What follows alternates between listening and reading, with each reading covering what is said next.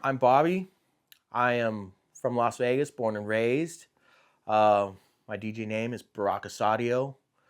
I'm part of a thing called Transmission Drum and Bass. I'm the guy that founded it, created it, and what we do in Las Vegas is drum and bass shows and jungle.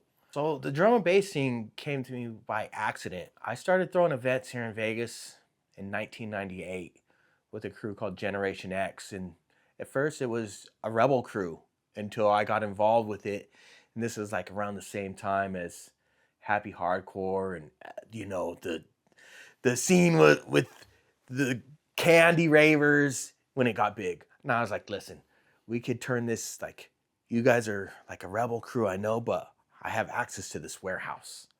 We can throw massive raves.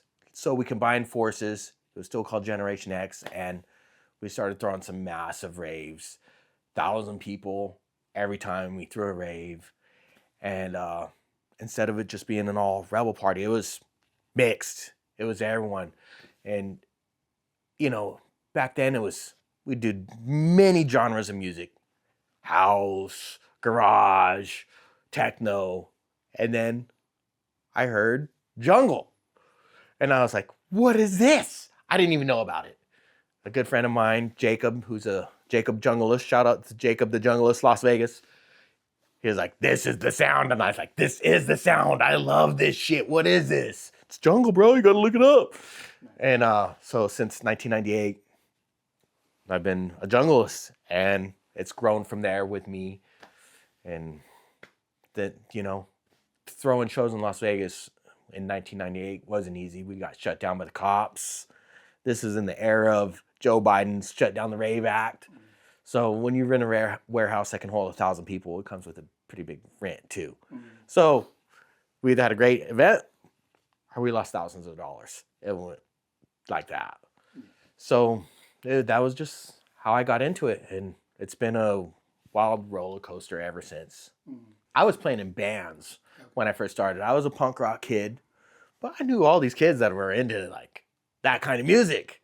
And so when I got involved, I was just bringing all the people I knew to the event, and I was an event promoter, producer, and eventually when I got my first set of turntables and started getting records, and I taught all my friends to DJ because I naturally beat match from playing drums and guitar. I played drums, I played guitar, I played bass. A lot of people didn't have that musical background.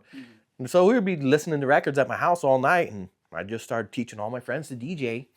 Just, not that I knew how to DJ, it just came naturally, And so it just came to me as like I collected records. It wasn't just any genre in specific, I just collected records. And that's still the case. I got tons of records back here. That's not just one style of records. That's tons of different styles back there. It goes both ways as a DJ right there. Yes, I'll play my events, but I play.